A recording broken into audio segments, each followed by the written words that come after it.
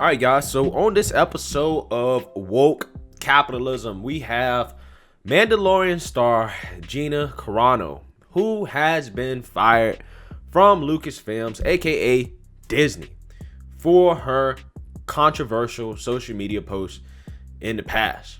And guys, I'm gonna be straight up with you. I'm not a huge Star Wars person, right? I'm not a huge fiction person in general, except anime back in the day, but I'm not too big into, fiction and TV and movies and stuff like that. I'm just not, right? But I saw this trending on Twitter in the hashtag cancel Disney Plus, trending on Twitter. And obviously, this has become a political topic, okay? Because some of the things that Gina Carano, who I believe used to be an MMA fighter, I mean, she looks like she could knock the average man out. Like she looks very tough, right? Like she like she can whoop She like she can whoop somebody's butt. But let's go ahead and read here why she's being canceled essentially. Lucasfilm fired Gina Carano on Wednesday night after The Mandalorian star shared several controversial social media posts. Carano, who played Cara Dune on both seasons of Disney Plus, The Mandalorian, garnered backlash on social media Wednesday after sharing several controversial posts on her Instagram story. Carano shared the post on her story late Tuesday night. One of the posts she shared compared today's divided political climate to Nazi Germany. So more specifically, I'm not going to read exactly what she said, but more specifically, she compared what's happening with conservatives to what happened to Jews in Nazi Germany. That's what she said. And she's also in the past tweeted about, masks and the election stuff. Obviously, she tweeted things that are not aligned with the mainstream opinion on those topics. Now, when I started doing more research into Gina Carano, I started to really see some things and how this had started kind of a year ago, right? With the BLM protests and things of that nature. And it's just funny and ironic how, a lot of these people were asking her to speak up during the BLM protest and to show support for their cause, right? And they were begging her to do that, right? And then all of a sudden, when she actually started giving her opinion on the subject matter, when she started giving her, political opinion or whatever you want to call it, all of a sudden, because they didn't like her political opinion, the woke revolutionaries started to pressure Disney to cancel her, basically. I think they started trending the Gina Carano party is over or something like that. And they put pressure on Disney to basically get rid of her, right? They wanted to cancel her because they didn't like her political opinions. They said silence is violence. You must speak up. But then lo and behold, when somebody chooses to speak up and their opinion happens to don't align with yours, then we have to cancel them. Also, these same group of people are the same people that's always talking about how women are underrepresented in certain movie roles, particularly lead roles that have a more masculine undertone to them. Okay? That's what they're always talking about. They always are talking about diversity. Okay? Specifically, diversity of color, right? Diversity of sex and gender, right? That's what they want. That's what they say. Except if you happen to have opinions that they don't like, okay, that don't fit the mainstream opinion, all of a sudden, sex, gender doesn't matter anymore. Okay? All of a sudden, that strong female lead with that strong political opinion, if they don't like that political opinion, all that woke stuff goes out the window, right? In terms of about women and, how women need opportunities, they don't care about that. They don't care about that. And this is what I try to tell you guys. They use diversity of race and gender to push conformity of ideas. They don't care about diversity ideas. Diversity ideas do not exist with these people, okay? If you think outside the box just a little bit, particularly on social political issues, right? You're done to them. Okay? It doesn't matter if you're a man, woman, black, white, minority. You can be the most oppressed person in the world. If you don't align with their opinions, If don't align with their opinions, then you're done. And that just goes to show just where we're at in society when it comes to woke capitalism. Because that's what this is. It's woke capitalism, guys. Disney is doing this, and apparently they've been looking for a reason to do this for a while. They're simply doing this because they want to, again, try to appear that they're on the right side of history, right? In which they believe is the right side of history. All this, and I've explained this to you guys a thousand times, is that these companies are making a bet in terms of where our population is going to be socially in probably the next 10 to 20 years, right? And they're trying to get ahead of the game. They know that the left is going woke and that these people will look back at certain times in history, because a lot of people do see this as the second civil rights era, right? The second civil rights movement. That's how a lot of people are viewing this. That's how a lot of people think that historians are going to view the 2010s. They're going to view it as the start of the second civil rights movement with these BLM protests, right? And these companies, more than anything, want to make sure when the history books are talking about this, that they were on the right side of this, right? Or what they believe is the right side, because everything has not been said and done about this movement, right? A lot of times you're not going to know how good a movement was or whether it was actually on the right side of history until 20, 30, 40, 50 years down the road. Okay? And another reason why they do this is the second reason, is that they do this as a way to cover up for all the other unethical things they do, right? For example, Disney, they faced some backlash because they filmed Mulan in a province of China that is associated with the Uyghur concentration camps. And see, if Disney was as woke as they claim to be, if they cared so much about, being on the right side of history and social justice, obviously filming a movie in that province would not align with that. Supporting the Chinese government and taking money from them would not align with that. But see, guys, these companies are not actually woke, and these companies don't actually care about social justice. That's why I call it woke capitalism.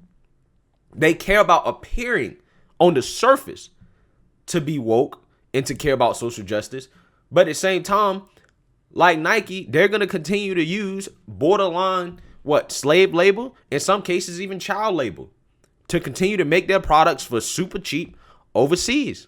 That's what they're going to continue to do. Right? Disney is no different than Nike, right? The wokest companies, the loudest woke companies are the ones that behind closed doors in these other countries like China that don't really care as much. They're doing whatever they got to do to make the cheapest products that they can to pad their bottom line. And they turn around and sell their products from these countries that are made in an unethical way, and they sell them in the United States where they pretend to be woke and to care about ethics. Okay, that's how these companies operate, man. That's the game. And see, these companies also think these leftists are so dumb that they're not even going to see the game. We see it with Nike. We've seen it with Disney. And that's just how it is. This is now how woke capitalism is. There's two parts to it. It's trying to be on the right side of history. And it's also covering up for all the other unethical things that they do. Right? That's what it is. Right? It's straight PR, marketing, padding the bottom line. Woke capitalism. So some people might say, all right, Greg, you've talked about woke capitalism. Where's your solutions? What solutions do you have for woke capitalism? Well, guys, quite honestly, I'm not sure if there is really a solution, really, to be quite honest with you. But the solutions that, I've been thinking about are not easy solutions for conservatives, right? They're not easy solutions. They're all very difficult pills to swallow. I think a part of the solution, one, is coming together with those on the left who don't agree with cancel culture, who don't agree with wokeness, and forming some coalition in which we agree that, okay, despite our differences on certain policies, we're going to stand for free speech, right? We're going to stand for people's rights to express themselves. Even if it's opinions that we don't agree with, we're going to stand for that, right? Because, guys, I mean, the whole cancel culture thing, and the censorship particularly has affected the left and the right, right? I've seen left-wing commentators be affected by this, just like I've seen right-wing commentators be affected by this. Okay, so this is an issue that is affecting both sides. It's about pushing whatever the mainstream narrative is for a lot of these companies, right? Because a lot of people on the left don't necessarily push the mainstream narrative. However, what I will say is that on the right, and conservatives particularly, the challenge is to start winning over the majority of the population again. That's going to be what it comes down to. And with that, that's going to come with some hard sacrifices and a serious conversation about what people want to be associated with conservatism. And I'm just being real about this. I'm being real. I'm just giving you an objective opinion on this. I haven't heard Miss Gina say anything that's particularly conservative outside of things associated with, masks, the election. In my opinion, I don't understand why that in and of itself is associated with conservatism. I really don't. Right? I can see if you say you should have the right to freedom of speech. We're defending her right to freedom of speech. Okay? We don't necessarily think that her opinions are conservative in and of themselves, like being anti-mask is conservative. I don't think that conservatives should try to do that. Right? That's one thing I think the conservatives are getting wrong. They're trying to associate a certain kind of speech with conservatism instead of just saying, no, it's not about being anti-mask or pro-mask. It's just about freedom of choice, freedom of speech. That's what it's about.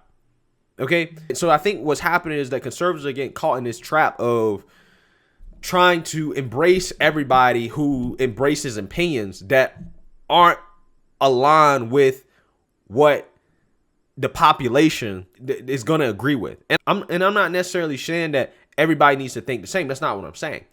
What I'm saying is that we have to understand there are certain consequences to embracing certain types of speech and rhetoric that is going to turn off people from the movement, right? At the end of the day, the goal is to preserve liberty and freedom. We have to make sure that is what we're putting forward first. And ultimately, what that means is that there's certain opinions on certain subject matter that conservatives need to disassociate from conservatism. And really, they need to just get back to, okay, we're going to defend your right to have that opinion, but that opinion in of itself is not necessarily associated with conservatism. It doesn't make you conservative to have, a certain opinion about a certain event, about a certain thing that happened. If you catch my drift, I'm not trying to get too deep into the weeds here, but a good example of this, and I'm just speaking from a black person's perspective, okay? This is where this is coming from. A good example would be the Confederate flag, right? Obviously, from a principle standpoint, I am going to defend anybody's right to fly whatever flag they want. They want to fly the Confederate flag. They want to fly Black Lives Matter flag. They can fly whatever they want.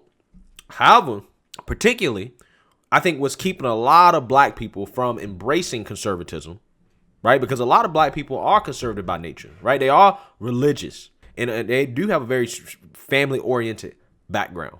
We want to be conservative. We want to embrace the conservative movement. However, the reason why they don't is because they think that the conservative movement is associated with racism, right? And the reason why they think that is not just because the Democrats are saying that. A lot of it is because the Democrats are saying that. But also a lot of it is because, for example, at Trump rallies, you will see Confederate flags, right? You will see symbols that can be associated with racism. Now, I'm not saying that I particularly care. I don't give a damn about what flag people fly. I don't. But what I'm telling you is that there are going to be people that do see that and say, I don't know if I want to be associated with that. I want to embrace your movement. I like some of your ideas. I like low taxation. Okay, I like family values. I like freedom of religion. I like freedom of speech. But you guys are embracing things that I just can't get behind. Okay, that's what a lot of people are going to say. Right. And that's just not that issue. There's a bunch of other issues that are like that, too. Right. And I think that is the biggest thing holding conservatives back, because, again, I do think that a lot of the population tends to be more conservative. America is a conservative country, guys. The problem is that because we have this two-party system, right? We have this binary choice between you either align with one side or you align with another side, right? And both extremes of each side have taken over each side. Okay? A lot of people don't want to be aligned with the woke revolutionaries on the left. A lot of people are just like, nah, we can't get behind, a lot of this super woke stuff about, gender and race theory and all this stuff. A lot of people, just average, normal, everyday Americans, are just like, I don't want to get behind that. Okay? And I think that's a lot. I think more people are like that than people think. Okay? Because again, I think America is particularly still a pretty religious, pretty conservative country. However, at the same time, if it's between the super woke revolutionaries and, some of the extremism that's on the right, both sides, have extremism, right? If it's between both those two, it seems that we're at a point where some people just like, you know what? I don't like the wokeism, but these guys over here, they're really embracing some things that are just not something I can get on board with at all, right? And I'm just saying a good example of that would be, the Confederate flag. Again, like I said, I don't care about anybody flying a Confederate flag. I want you to have your right to do whatever you want, right? To fly whatever symbols you want. Me personally, that's me. But I know that most people are not built like me, right? Because I have a principled stance on freedom of speech. So again, guys, I'm saying this because this is a part of the culture war. This is how the culture war works. It's about winning over the population, getting more people to agree with you and to embrace your movement than the other side. And right now, people have been forced to embrace the other side because I think that some parts of conservatism that conservatives have embraced have been so far beyond the pale that a lot of people just like, nah, I can't get on board with it. And it's not even like some of the stuff is at the point where it's just like, all right, this is just really bad. Because like I said, a lot of people are open to conspiracies. Right? A lot of people are open to conspiracies. A lot of people are open to conspiracies on both sides of the aisle. But when your conspiracies get to the point where it's like, it's just on the point where it's just beyond the pale, right? Some of this stuff, it's going to turn a lot of people off. It really is. That's just what it is. And again, I'm saying this because that's the hard pill that I think we as conservatives have to swallow. We have to, and until we do some self-reflection, it's going to be difficult because these companies, right? The reason why they're aligned this way is because this is where they feel that society is at, right? This is how they feel they can make money because this is where they feel like society is going, okay? This is where they feel like the population is at. Remember, guys, these social media companies, right, to make profit, they need to have as a diverse audience as they can, right? And ideally, in a world where advertisers don't care about who they advertise to in terms of their political beliefs, social media companies are going to maximize profit. However, politics has now come in the way of maximizing profit because advertisers have threatened these social media companies to pull their ads from these social media companies because ads are being shown on speech that these companies don't agree with. And the reason why these companies don't agree with them is because they feel like their customers don't agree with them. Okay? So that's what it comes down to. At the end of the day, it comes down to winning over most people in society, getting more people in your society to embrace your movement. Because right now, conservatives tend to call themselves a silent majority. However, these companies seem to believe that conservatives are really the loud minority at this point. That's really what they believe. Because otherwise, if they thought the conservatives were the majority, we wouldn't be going through this. Right? The woke leftists would be the ones that's getting discriminated against. But we're not seeing that happen because these companies have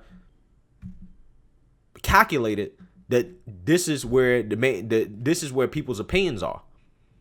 So we just have to keep in mind where this is coming from, and that conservatives need to become a party that's more appealing to those that are more moderate and that lean left on certain issues, but are open to conservatives in other issues. Because I really don't believe that most people agree with the wokeism. They don't agree with, you know, the racialism, the a lot of the destruction of the family values that the far left is pushing. They don't agree with that.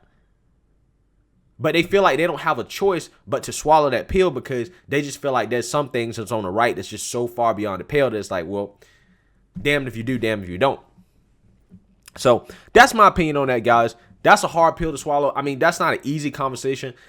When people want to talk about solutions, that I really do believe that conservatives, the ultimate solution is to win back over the population. And if conservatives keep ignoring the data, right, in terms of not winning the popular election, the migration patterns that are currently happening, is only going to get worse. It's only going to get worse. So I want to win, right? I'm trying to win. So, you know, at the end of the day, when it comes down to winning, sometimes you got to make some hard sacrifices. But regardless, obviously this is wrong. I don't agree with it. I think, you know, again, Disney is, again, trying to use woke capitalism. But this is where we are in society. Let me know what you guys think. Make sure you like, comment, and subscribe. Most importantly, share a Black conservative perspective. Peace.